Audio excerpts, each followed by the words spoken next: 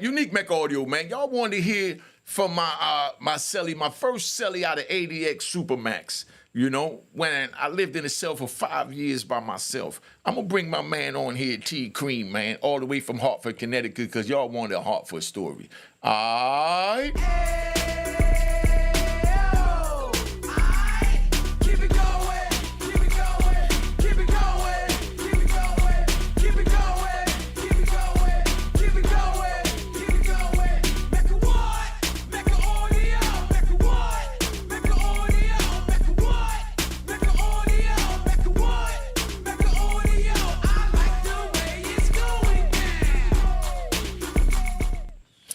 Unique Mecca audio, man. I'm here with my brother T Cream, man. It's the first celly I had coming out of ADX. I ain't the best celly, and I ain't the best dude.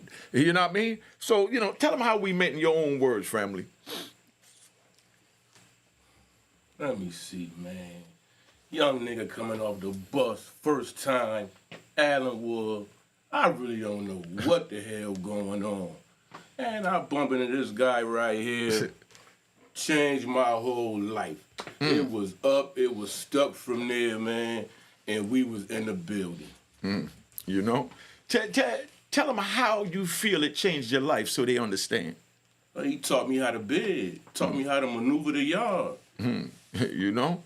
And as far as maneuver, how was you moving, and what was it that I told you, one or two things, just so they get an idea what they understand about maneuvering and eating off the yard? All right, well, and I was young and dumb. I ain't really know nothing. I was into any and everything that I could possibly get my hands on to, bringing all types of dumb heat to the situation. Slow down, boy. Slow down. Pump your brakes. Hey, let me give you this little piece of game. Yo, move slowly. Move wisely. Stay away from them suckers. You know what I mean? You know the rat bastards that we can't stand in the flip-flop wearing in the day room niggas. Do we wear flip-flops in the day room, family? Hell no, that's an ultimate no-no. Huh? You can't get busy in no flip-flops. At all. And you don't know when something gonna jump off. That's why I'm so hard on the flip-flop, so y'all understand, man. You know? But, you know, my brother here, remember there was a fight with two Connecticut dudes. You know, we ain't gonna get into their names because we don't do that. We respect all men up here. Remember the two Connecticut dudes was fighting because dude was talking to the dude's girl or something, and the dude came up was talking to the baby mother. Do you remember that incident? They had a big old fight. They was fighting down there on the bottom tee in Allenwood for about 10, 20 minutes. Oh. Yeah. You're talking about boy. Yeah, we ain't gonna say his name. But tell him how that situation played out so we give him a prison story. How did it start off and what was it about? You know, so they understand. Before he begin, I want you youngins to understand that this the crap that you're going to have to deal with if you decide to go to prison. That's why I do these videos, so you know, don't go down that road. Stay in school, get your job, and be on man time. You know what I mean? Because then there's a prison man time, and this is what we're getting ready to get into. Go ahead, family. All right, so, man, it's about right at the count. And it's just slow right now. Next thing you know, the move jump off. And shoots boy. Boy ain't playing no game. At all. Boy run down on him, and it ain't turn out too good. Next thing you know, they in a cell, door being held closed, razors is out and it's up and it's going down, and boy had to run for his life. What was it over though? Do you remember? Well, if I remember correctly, they actually was homies from the same spot, right?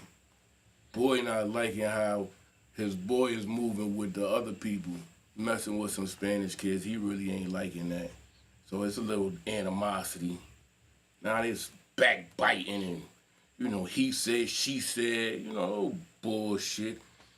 Man, boy came in, went in that cell, they held that door down, and it was bad. It was definitely bad. You know what he said? They held the door down. We talking about a cage match. You know what I mean? Without a cage, with four walls, and you trapped in there with a man trying to take your life, and you got to survive or take his life. You know, this is what go on in the prison. So that's why I try and tell them, man, they don't understand what this is about. I mean, even up to the day, you know what I mean? I'm even going to, make a confession. Even up to this day, anywhere I go, I keep my knife with me. You know what I mean? Because that's better than a gun to me, because you could get up and personal when you got a situation. I don't feel no joy in shooting from across the street. I feel more joy from putting it in somebody's neck right in my face. You know what I mean? That way he can look in my eyes and know why he's getting what he's getting. Not telling anyone to do that, but I'm just saying that's what that mentality put us in. And my man was with me yesterday. We was up at the Harlem Day joint on 125th Street with Cameron performing and all that. And just moving around out there in that crowd after being in a contained environment in prison was nothing nice. What was yesterday like to you when you went out? Yesterday was, probably one of the best days of my life. I'm running through Harlem, man. I'm watching people perform. I'm bumping in the Flex. I'm bumping in the Cam. I'm seeing DJ Red Alert. I'm like, yo, wow, I'm a big kid in a candy store. Big bro got me outside. I'm walking up and down the street.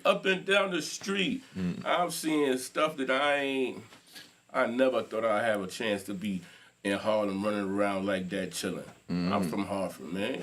I stay in the hood.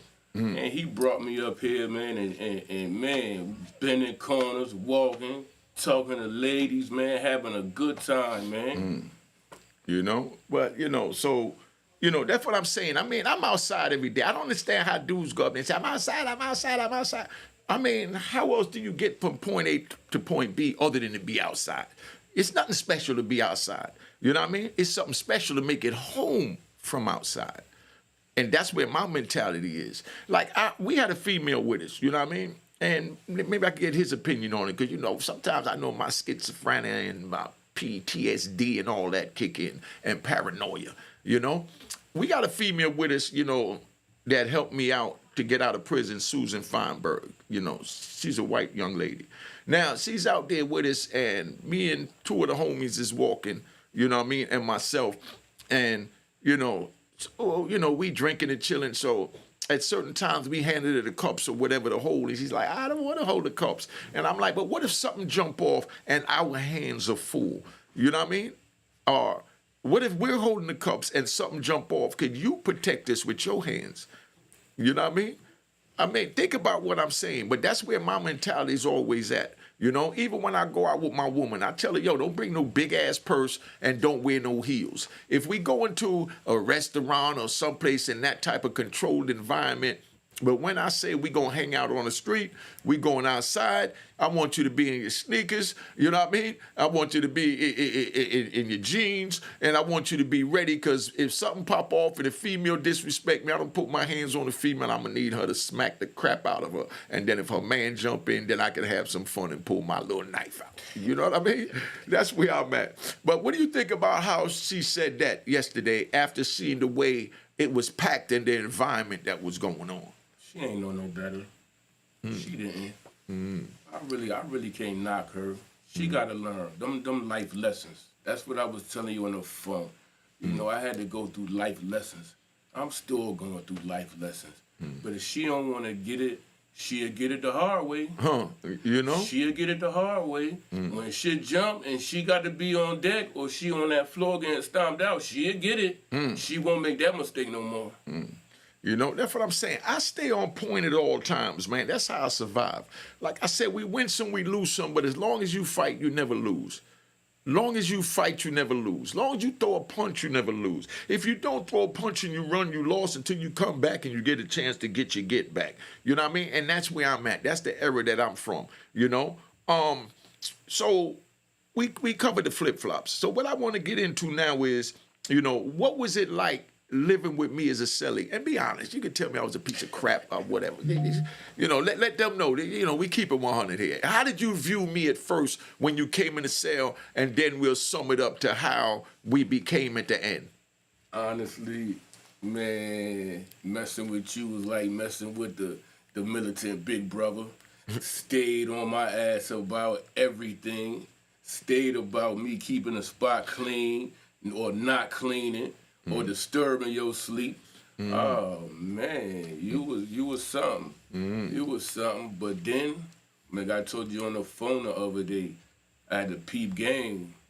I wasn't moving right. Right, so you was on me. But then I started to get it. And when I got it, man, like I told you on the phone, I love you, bro. Like you taught me so much, man. It's mistakes that I made. We ain't gonna go through them. I mean, but shit, I learned my lesson. Just like telling you about Shorty, man. You do the wrong shit, and you ain't on point, and then shit, it's all bad. But I learned my lessons. You gave me, man. You gave me so many jewels. So I'm still right here, right now, today, for the Jews you gave me. Because if not, they probably would have killed me in there. I mentioned one in the story I spoke about you, right? Where I was letting them know about the ice. I come in the room and there's a big bag of ice on my bed. A big wet bag of ice on my bed. You know what I mean? And I come in and use the bathroom and I see a bag of ice on my bed and I look at it and I'm thinking to myself, I know this nigga didn't just disrespect me like that. But I didn't go argue with him because like he said, you know, I give jewels through life lessons. So I took the bag and I could have put it in the sink so the water would drip down the drain, you know. But he could have did that too. But he chose not to. He chose to put it on my bed. So I said, let me make the same choice he made to see how he feel about it. So I take that bag of ice and I put it on his bed. Same spot he put it on mine, but on the top bunk because I'm on the bottom bunk, you know? So now he comes in there and he sees the joint in there wet and it went through the mattress, the sheets, and he ain't, you know, they don't give us no extra sheets and none of that. So he running around looking for sheets, and he go talk to the homeboys, and they, you know, the crew that he hangs with, the dudes that he know I stay away from. But he his own man, so I never tell him not to, but I just let him know what could come out of that. So he go tell them, and they tell him whatever, and they give him a banger. You know, a banger is a Bethlehem, as Bunky Pound call it. You know, a shank, a knife, whatever you want to call it. And he comes in the room that night to go to sleep with a knife. You understand? And I already know because the homies already told me because nothing happened in prison you don't know. You know? So tell how that went down. Well, why did you do that? And how did you look at it when I did that and put it on your bed? Now you here, you can explain to them, and y'all put in the comments, you know, what you think. Because it ain't a right or wrong thing. It's just where we at mentally.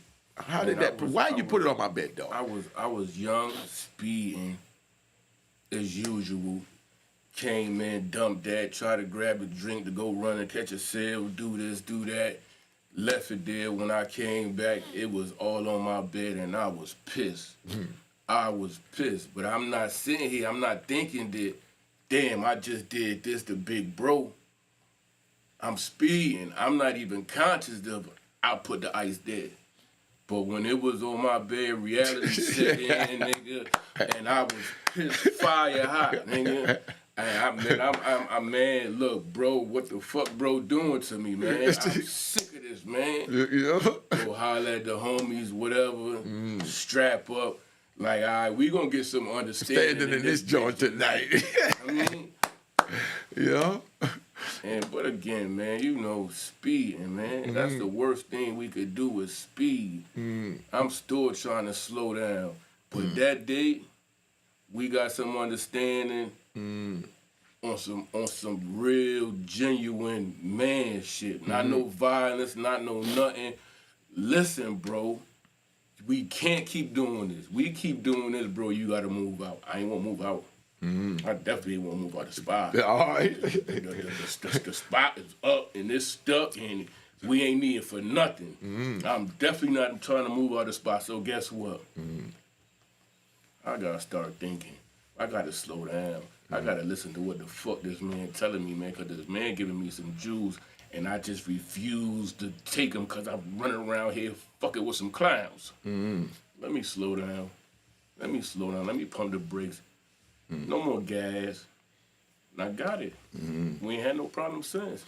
You know, because see, this what it is so you understand. He moving my cell. I got everything in the world in my cell. I don't need a cellie. I never even had a cellie. You know, when they brought him to the door, normally I'll tell them, yo, get him out of here, you know, before something happened. But when he came in, I felt his vibes. He was a good dude. I loved the way he was talking, and he was into writing books as well, because he wrote a couple of books. And he was on the same type of time I was on.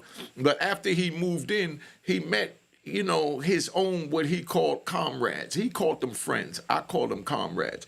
He met some, what he called friends, and he's mixing with them, and I know the way they move, and a few of them, a few of them, to be honest, was, rat bastards. But he didn't know it at the time. But I know it. You understand what I'm saying? So I'm telling him to watch your company, and I'm letting him know, like, yo, this is the word on such and such, so if you choose to do it, that's on you. You know what I mean? So now I wasn't feeling that, and I stayed away from his peoples, but like I said, as long as they stayed away from me. And the big problem they was having is I had everything I wanted. See, that's my cell behind me. That's how I had it hooked. I got this virtually made. I had everything I wanted in the cell. I'm talking about 20, 30 cartons of cigarettes, all the stamps I need, the locker fat mackerel, taking up one whole shelf, 100 mackerels, 100, shrimps. I'm living like a king. Got speaker made that they made out of out the little magnet with the thing. Matter of fact, I had the real speaker then. I had the Marshall, the little black Marshall. Yeah, I had a nice little. Used to crank that thing up, boy, and the unit know what's going on. We chilling. So, these dudes, they want to get around me, but they can't. So, and they mad that I'm not allowing them around me because I didn't let the rat bastards and all that come around me, man, because all they do is attract the police.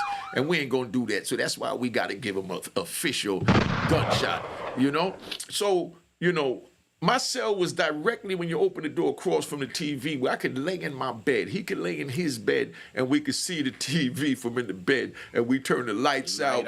It's dark in the joint, got the door open. You know what I mean? Man, we living. You understand? We living, and them niggas was hating. They ain't like it. They was hating, and they was trying to feed my head with some bullshit. And for a slight second, I was eating it up because I was young. I didn't know no better. I was 19. I didn't know no better. I'm eating it up.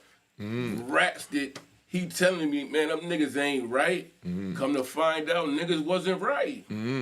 Come to find out, niggas was on bullshit. Niggas running around a pound like they was somebody, though. They was somebody, though, a fucking rat. Well, that's what they try to do. They try to influence me, man, and it worked for just a little minute. Give me a second. I'll figure it out. That Hartford shit gonna come out me. I'ma figure it out. When I figure it out, So, that's what I want to get into, right? So you fully understand what we're saying. Everything is in the cell. My brother ain't trying to leave. I welcomed him in the cell, but I'm telling them that this is the way I bid in my cell for my survival, and I keep rodents out. You understand? If you deal with them, you keep them over there. And what I didn't like is when they would try and come to the cell. I might be outside or on the phone, and when I come up, he's in the cell, and one of them standing up in the front of the cell. You know what I mean? I'd be like, yo, come on, son. Nah, we don't do no company. I already told you we don't do no company. You know what I mean? So I'm basically putting this man out the cell. And then they telling him, that's your cell too. How you gonna let him put me out? You know what I mean? And, so it's like they try to pump in his head, that's a government cell. But all they was really trying to do was come in to see what I had in the cell, because any other circumstances, they wouldn't be allowed past my threshold. But being that he's in the cell, they tried to use that. Then, he hooked up with them, they making wine, and, I'm talking about 5 gallons of wine. You know what I mean?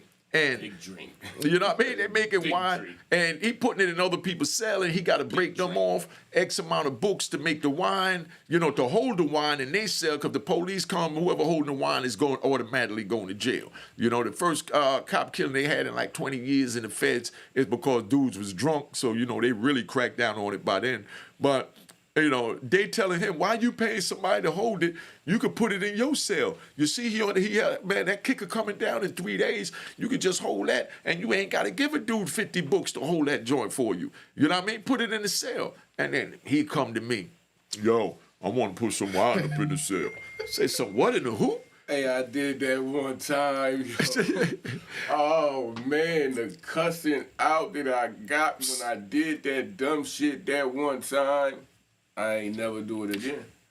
Because see, my point is, right, and he'll tell you how I move. I had all the heroin on the compound. You understand?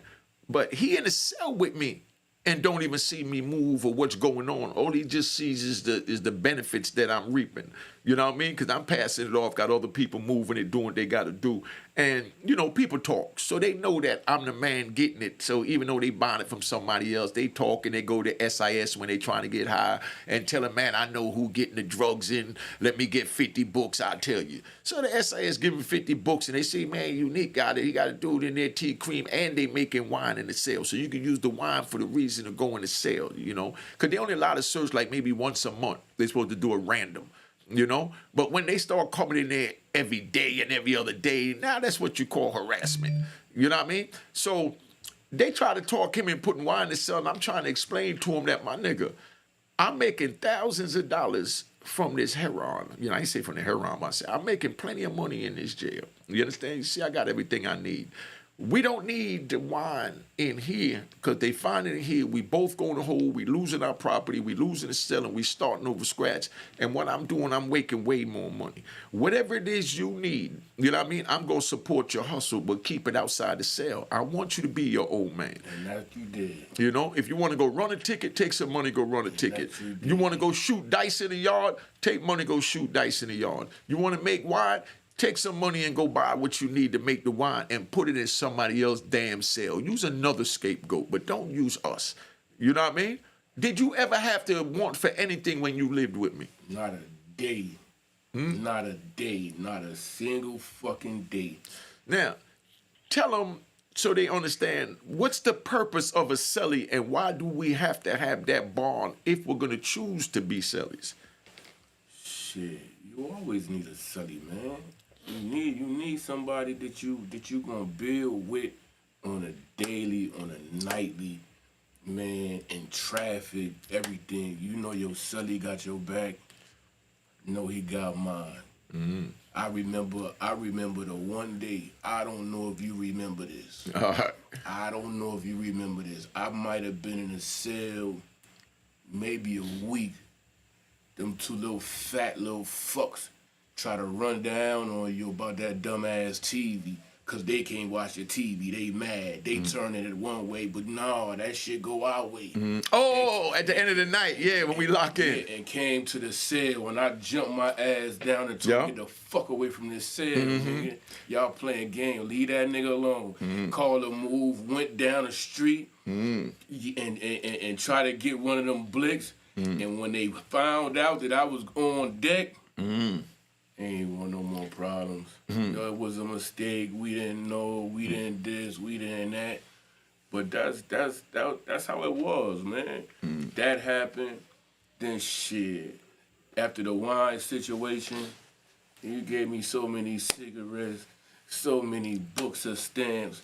We had so many books of stamps in any possible place that you could. Your mastermind ass could find them, put them. Hiding them from the police. Hiding them from the police so they don't take them. And then shit, man. Shit became beautiful, man. That's what you see right now, right? Me here with him. On his show. I haven't seen this man since 1999 in Allenwood. Where was we at again after that? Lee County, right? Lee County. Then we was in Lee County in like 2003, 2004. So I haven't seen him since 2003. So what's that, 20 years? Long time. I seen bro, and I lost it. I had tried to look him up maybe a month before when I just had came home again. Some dumb shit, but I had tried to look him up and couldn't find him.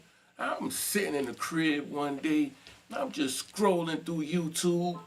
I lost it. I say, that's bro right there. Man, I called wife, yo. Hey, look at, hey, I know that nigga. That was my cellie right there.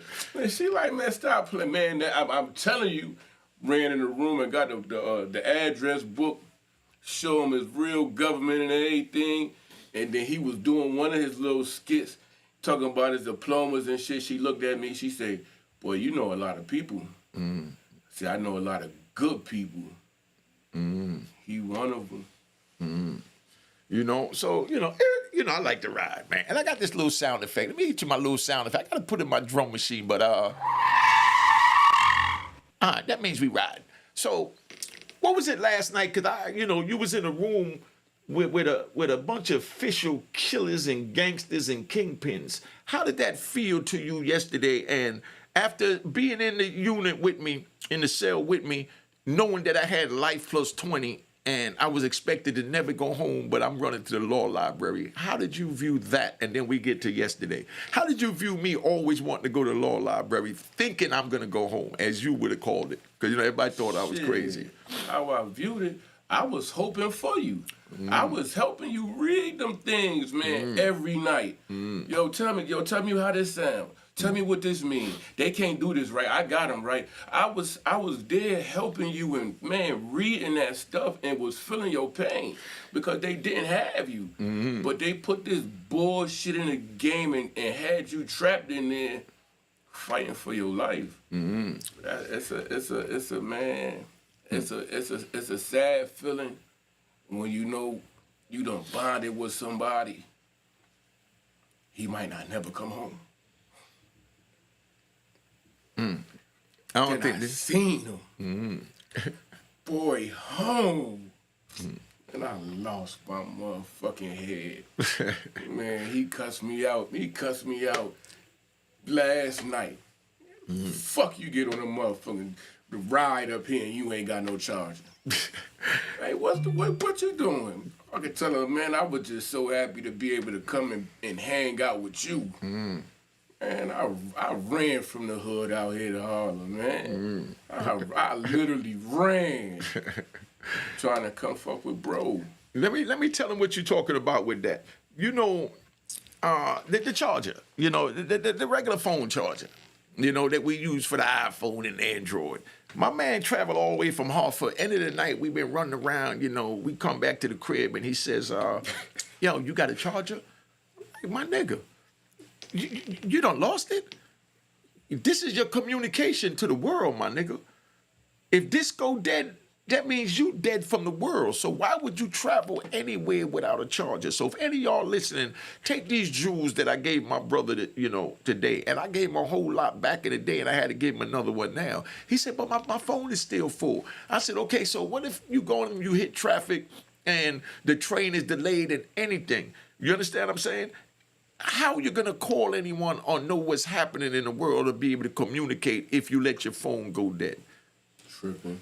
Never leave home without a charger. So many people I see on the street ask me, same thing, so I understand. You got a charger? You know what I mean? Nigga, you left the house without the charger? What could you do without your phone if it ain't charged? Nothing. I said, okay, so then why would you leave without your charger and ask me for my charger? Tripping. You understand what I'm saying? But that's how I like to give the homies jewels at all time. Man, get your little iPhone charger joint and with the little block on it, fold that up with a little rubber band and keep that in your back pocket. Whenever you put your money and your ID in your pocket, you put your charger in your pocket too. Because that's just as important because you transfer your money with your phone. What if you got to pay for something, with your Apple Pay or your Cash App or whatever, and your phone is dead? So how do you move around without it? Don't. Now, before we tap out, 'cause we've been on here 28 minutes. Last one. Hold up, dude. Go ahead. Back to what you asked me about being in the room with all them killers. Oh, yeah. Remember, I'm from homicide, Hartford. I love to be around that type of stuff. This wasn't nothing new to me. I lived with you. I knew you knew these people. These old funny fugazi ass rap niggas that talking about you ain't him. You was him in the jail, come back home, and you store him. We was bending corners in that drop yesterday. And what? We was outside. I'm watching you talk to all these niggas that I see on TV. Niggas that I don't know. I got a chance to witness that firsthand. Every couple stops. Yo, Unique, what up, Mecca Audio? Hey, yo. That's what they chanting in the street, yo. So if y'all motherfuckers think that boy ain't him, y'all got life fucked up. Y'all got life fucked up. And bro just laced me. Like you can't find a better good nigga, man. I'm with bro. Dress fed. I ain't smoking. Drunk. What more can you ask for? running around, man, seeing beautiful women, all types of beautiful women through Harlem. Seeing motherfuckers perform. Can't ask for nothing more, man. And that's what it is that a lot of them don't understand. I'm from the era where if I eat, the homies eat. You know how Snoop Dogg said, it ain't no fun if the homies don't get some. You know what I mean? It ain't no fun if the homies don't get none. I was getting money in the joint. He in the cell with me. I don't want to spoon feed him or baby feed him or let him feel like he working for me, he under me or whatever. So I told him, whatever you want to do, you go out, you find your hustle, and I'm going to support your hustle financially. But keep your hustle outside the cell, because I keep my hustle outside the cell. You understand? Because people, like I said, there's no secrets in prison. So they're going to tell the police, going to run up in there looking for the heroin. They're going to run up in there looking for the wine. And now you got all this unnecessary thing you want. And any little thing they find, it's a wrap. And the object is to manipulate the system, not get played by the system. The same way I'm manipulating my way out the system. They can't understand, Cream. What I'm saying is they can't understand what it's like for us to see each other here. Because when I met him, I'm fighting for my freedom with life plus 20. And I know all the little, I got to hit the gunshots. Rat bastards and flip-flop wearing in public, clowns and trolls. You know what I mean? That he's around when he said he got fooled for a minute.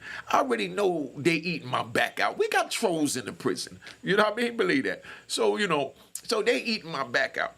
So and I know they telling him, man, that nigga ain't going nowhere, nigga damn fool. Every day running around that big old bag over there, he gonna be here for the rest of his life. You know what I mean? And my man just tell him, nah, bro, ain't gonna be in here, man. Bro got a good issue. You know what I mean? And he even said something that he didn't even catch. When I met him in 99, I just learned to read in 98. From 96 to 98 is when I learned to read. So I had my man reading the cases for me, and reading the motions that I was having people type up, and because I couldn't read them, you know what I mean? And he didn't even know I couldn't read them from the way I was moving. But you heard him say it himself, and he didn't even catch it. He told you he used to read all these cases for me and read the issues and this and that. Because I used to say, yo, man, read this. Tell me how this sounded to you. That was one of my favorite tricks, to get somebody else to read something I needed read because I didn't know how, And it's just a great feeling to be out here free, with my brother right now, after we done sat in the belly of the beast. And I knew he had a date, but I didn't know, if I was going to get a date to go home or not. You understand what I'm saying? And that's what's so crazy. But, we home now, we doing our thing. Before we tap out, you want to tell them about the situation in Lee County? How you left? We've been only 30 minutes. You don't have to. If you want to tell them about how you left and how you got your life together after that, because now you wasn't around me no more. You had to take my life jewels with you. Tell them what happened in Lee County if you want. If not, let me know when we tap out. Shit, like I told you on the phone. Nah, let them know. I don't have no, man. I don't have no hard feelings, no, none of that, man. I'm an open book. So one day I'm on my bullshit. Like I could get on my bullshit. These people teach me how to play Georgia skin, right? So I'm at the skin table. Man, I done said, you know what? I got a whole bunch of little dum-dums around here. It ain't fast like me. Stupid me. I stacked the deck on them niggas with the help from a nigga from Ohio. I stacked the neck on them niggas. And I'm thinking everything. And I wake up in the morning, niggas is plotting on me. I go out to the big skin table outside. I come back, man, all these DC niggas back out all types of knives on me, man. Tell me to get the fuck up out of here or it's stuck. But I could bust my gun, but I got somebody that I care about that I gotta make sure is safe.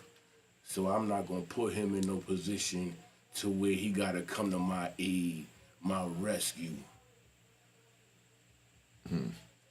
Let me slide. I know I did wrong. I know I fucked up. Ain't no sense compounding the situation, but trying to go to war now for some bullshit that I did. And I told this man that was a lesson that I learned. I ain't do that bullshit no more. Gotta live right, karma, motherfucker. I played the game, I lost. You got that. I respect that. I seen him again, no hard feelings. I should have never crossed you. You got that. Sometimes you gotta eat shit. I ate shit. I ain't ashamed. I'm definitely not ashamed, because that shit could have been my life right there. Tell them again. I don't think they understand how serious this is. Let them know That how coulda serious been this my was. life right there. You know? And I damn sure wasn't trying to die. And all them niggas had life sentences and was pushers. Straight, y'all got that? And, you know, so you understand, that day when he went out, like me, you know, I was so, as these rat bastards and trolls and flip-flop wearing in public niggas would say, I was so paranoid in the prison that when I wanted to lay down and get some rest during the day, I go get the police. Remember that? And ask the police, hey, come lock my cell. I'm getting ready to go take a nap, you know? And the police look at me, lock the door. Nobody else has to lock the door. I'm not walking all the way down there to lock the door. I said, yo, man. He said, you know, if I go down there and lock the door, I'm not opening the door up till 4 o'clock count. You know what I mean? I said, man, I don't care when you open this door up, but you're going to lock this door because I'm tired. I got to lay down, and I'm not going to have this door open, like he said, with all these killers and dudes that's pushing around me could easily walk in while I'm laying down under the covers, talk while I'm asleep. You know? Remember the cans? Yeah. Tell them about the cans. I used to set up the cans. Yeah, I used to set up the cans on the chair. I didn't know this. I ran out of the cell one day trying to catch the move and double back because I forgot something. Man, I pulled the door. All I hear is ping, boom, boom, ping, ping. What the hell is going on? He had the chair up against the door with the cans. Soda cans. With the soda cans leaning on the chair so they could lean up against the door. And as soon as you pull it, that was his alarm. Huh, you know? No, they jump up. What's up? When you coming in here? You know? and, I remember that. You know, and they thought I was paranoid for that. But I made it out after 26 years. You know what I mean? Look, like he said, I took the chair that we got in the room, I put it right up against the door, and I took an empty soda can, like 3 empty soda cans, 5 empty soda cans. I lean them up against the top of the chair and let them lean on the door. So when the door opened, now they fall. They empty, they tin, aluminum, so they're going to go, and now I got chair, and the chair is going to slow them down enough where they got to throw the chair out the way to come. That give me enough time to back and get up and protect myself. I'm always ready to protect myself. But that's how that was, you know. So that was my paranoia from in there. So you rat bastards, you know what I mean? Yeah, call it what you want. But now, you know, I'm sitting in, and I'm in the cell. I tell the CO, you know, yo, lock me in. I'm getting ready to go lay down because my man outside, I know he going to be out there till 4 o'clock count. So I figure when he come in, you know what I mean, he get the police to open the door to come get in the cell. And he ain't nothing nice. So if he tell the police, come open the door, the police going to drop doing what he going to open the door because he ain't trying to mess with T-Cream. So I know I'm safe now. Door closed, my man out in the yard. So 4 o'clock count come, I hear them yelling, lockdown, lockdown. And I used to always get on this man about waiting till the last minute to do something, to go running in the cell, you know what I mean? And, but you know, after the police lock the door, because they got to open the door to let you in, they're going to tell you to step out the cell, shake the cell down, and take the stuff you ain't supposed to have, like my little speaker, my remote control for the TV when I'm laying in bed and all that, you know? So this day at 4 o'clock counts, I'm wondering, where my man at? So I jump up and I look out the door and I see everybody going in their cell, and I see my man upstairs by the shower, and I hear them saying, you know, go to your cell. And I see my man say, man, I ain't going to my cell. You know what I mean? I'm like, what the hell you going? Yeah. You know what I mean? I don't know what happened. You know what I mean? I didn't know what was happening in the yard because I'm in there resting. So I called him. I said, come here, man. He come down. I said, yo, what happened? I'm thinking he don't want to come in because he don't want them to open the door, shake us down, and take what we got. He said, nah, man, I slipped up, man. You know, they say, this is what he said then. He said, man, they said I was cheating in the yard, man. You know what I mean? But even whether your man right or wrong, you got to fight for him and then deal with that after the fact. That's how prison is. So you youngins listen so you understand. Whether he wrong or right, you got to fight for him. You understand what I'm saying? Or fight with him. Whatever title you rat bastards want to put on it. You know what I mean? So ain't no fighting for nobody. You know what I mean? We fight with each other. So now, you know, he come to the door and I said, yo, what happened? And I looked at him. I said, yo, what happened, man? Now I'm talking to him. I said, what happened, man? He said, man, I got caught cheating. So he told me straight up, you know what I mean? So I said, all right, well, tell him to bust the door so I could talk to them. You know, I know all them, you know, we all family. Tell him to bust the door. And he's like, nah, I violated, I got caught cheating. I don't want you getting involved in that. You know what I mean? I'm not even going to put you in danger. I said, man, tell him to open it. I ain't want my man to leave. We used to play backgammon in there. I taught this good rolling ass nigga how to play backgammon. He used to beat me so bad. I used to get frustrated and have to talk to myself. Don't hit him in his head with the board. I mean, he beat me so bad, I won't take the whole backgammon board and smash him in his head, because that's how you know niggas stupid when he young, don't think twice. But I'm a little more mature now. But I mean, I was so mad. And then this brother, he had this roll where he used to shake the joint, and then he clip his fingers after with his pinky sticking out, his long finger, talking about, get him, girls. I'm like, oh, this nigga rubbing it in. You know what I mean? Talking about, get him, girls. I'm like, come on, dog. You know, I hated that. So I don't want my little backgammon partner, my little homie to leave. I said, man, tell him to open the door. He's like, nah, I'm just going, man. Nah, fuck that. Fuck that. That was on me. That was on me. You know? But that's how real it is in a joint, so you understand, man, you know. But, you know, y'all wanted a Hartford story, so I brought my man up here from Hartford so you can see how your brothers from Hartford move into jail. You know what I mean? And like I said, I'm in my house right now. You know what I mean? Not the government's house. So I can put this nigga out now if I want. You know what I mean? I'm in my house. I can put the nigga out now if I want. But the moral of this story is I invited him. I just got in touch with him 3 days ago, 3 days ago, right? Yeah. No, I think it was, what's today? Today's Sunday? Monday. Monday make a week? Monday make a week. Monday make a week. I just got in touch with him from 2003 and invited the brother to come to my house, and we hung out. I showed, because he wanted to go around Harlem and the Bronx and all that. So I took him around. You know, I didn't really get to take him to the Bronx yet, but he said he got to leave. You know, he got to leave today. But it is what it is, man. You know, we just do what we got to do, man. We got the green screen, so you don't know where we at anyway. So you know, it's whatever. You know what I mean? But anyway, you know, so he leaves. And then when he left, I kept tabs on him because I had a special place, you know, in my gangster heart for him. And I'm praying that he learned something from me, because he done went to Beaumont and places like that ain't nothing nice.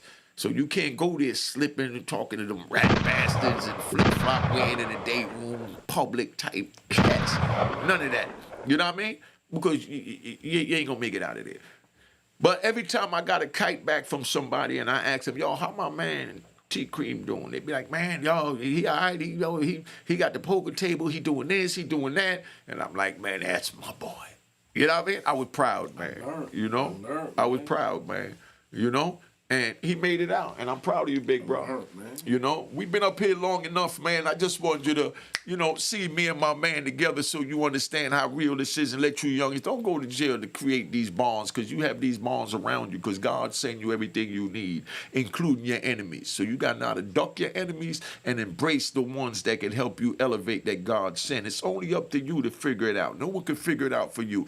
People is going to show you signs of who they are. Like when we spoke about the water thing in the bed. Even though they put a battery in his back, and I know they gave him the knife to go in and sell and all that, but so my beef wasn't with him. You know what I mean? Because I know they was using him as a tool, because he knew no better, and they definitely wasn't going to try me, so they figured they could get him to sneak attack me in the cell, you know, when I'm asleep. We both slept with one eye open type shit. But anyway, that's why even from the street, I wouldn't even let my son, see how he's sitting a little bit behind me? No one is allowed to sit behind me in my car. My son was 7 and 8, two of them. When they get in the car, one is in the front, the other one is sitting behind his brother. Because you never know when his mother's new man or his uncle, you know, or his cousin is going to tell your son that he's spending more time with than you. You know what I mean? To throw, you know, something around your neck, stab you in your neck or whatever. I know that sounds crazy to y'all, but, you know, that's how my PTSD and, you know, my paranoia work. I don't trust. Listen, you know, I love my mother. You know what I mean? And to be honest, you know what I mean? I wouldn't let her sit behind me. I know she ain't going to do nothing, but it's just, I gotta know, everything gotta be in my peripheral, you know, but that's how I survived this long. So, I mean, it is what it is. That's why I'm telling you, youngins, don't get involved in none of this on the street, so you ain't gotta be twisted in the mind like this. Talk about you won't even let your mother sit behind you. You know how crazy that sound, me even saying that? But it's just as crazy as it is, that's how real it is. You know what I mean? I don't let no. I no. You know what I mean? I got in an argument with a girl, Cream. Check this out. I was talking to this young female, and she asked me to take her somewhere, and her and her daughter from Harlem to the Bronx. And I tell her, yeah. So while I'm out the car talking to the homies, the daughter get in the car, but she gets in, behind the driver's seat. So when I get in the car, I see the little girl in there. I say, yo, move over to the other side. And the girl like 14, you know what I mean? 12, 13, 14, but big girl. I said, yo, move to the other side. She said, no, I want to sit here. And I said, no, I would like you to move to the other side. Why I got to move to the other side? 13-year-old girl. I said, look, I'm not even going to argue with you, man. It's my damn car. Just get your ass to the other side and get the hell out. You know what I mean? She yelled, Mommy! So her mother come over there and say, what happened? Her mother really know how I move. So when the little girl telling the mother, he talk about I got to move and I want to sit here. So her mother don't want to tell her about my paranoia and PTSD. So she tell her, nah, baby, just sit over here. You know what I mean? And the little girl was stubborn. Didn't want to listen to the mother. Say, I'm not moving nowhere. You know what I mean? I said, I tell you what, you get the hell out and you walk or take the bus with your mama, but you definitely not riding in my car sitting behind me. And, get mad at me all you want, you rat bastards and trolls and flip-flop wearing them public cats. I threw that little chick out and her mama. And tell y'all get there the best way you can, because I'm not going to argue with you about where you sit in my car. I won't let my own children sit behind me. So why am I going to let your child sit behind me? You know what I mean? I mean, come on with the bull crap, man. So, let me tap out, man. You want to say a shout out or anything before we tap out, big bro? Homicide Hartford. Y'all know what it is. I'll let y'all. And he be coming back real soon. If you want T Cream back, let him know. If you want to ask him some questions, I might even do a live with him. But I hate the lives and, all that because YouTube don't like to monetize the lives. That's what YouTube do. So y'all understand in case y'all decide to get a YouTube. You do a live video. You get 5,000, 10,000 views. But when you first put it up, they're going to make it what they call yellow, meaning limited pay that you're not even going to get paid for the video. And it take them 2-3 days to do the review on the live in order to make it green. 2-3 days is your best 2 days. You got 10, 15, 20,000 views, and now you don't get paid nothing. You know what I mean? While they were doing the review, But they'll say, oh, the video was clear for monetization and you could get paid. So now you could go get paid for the video, but they done made the money for the first 2 days. The big money. The rest is just the tricklers that people heard about it, from the algorithm. So you don't get nothing for the first 20,000 views because they pay. That's why I don't do lives, if y'all want to know why I don't like to do lives. Because no matter what, when you go in and you do the live, as soon as you monetize, they make it green. They tell you you're going to get paid your money. As soon as they see you get a little 5,000 views on the joint, they hit you with the monetization thing saying they got to review it to make sure that it's clear to put ads. But yes, ads is already in it, but they just not paying you. So that's why I don't do the lives, But if you want my man to come back, let me know and I'll do something with him. You know what I mean? But this is my brother, man. This is my brother for sure. Tap in. Man, y'all, I'm out, man. All right? Let's get this outro going so my man can, do what we do. Cheers, cheers, toast the crime, toast the crime, the crime, the crime, the crime.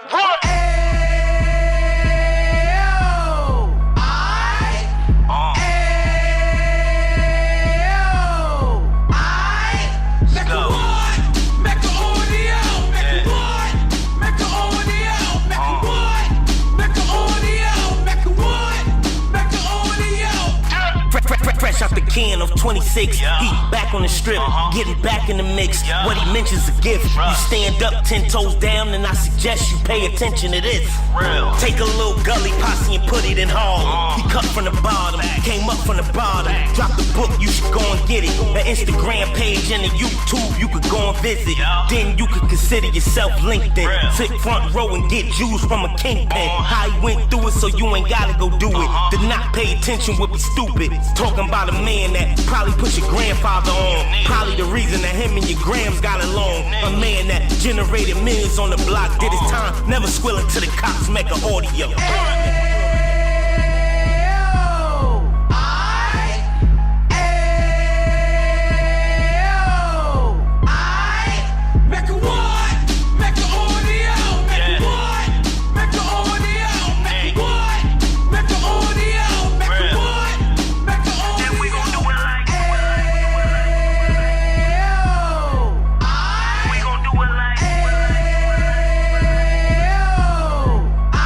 Keep it moving like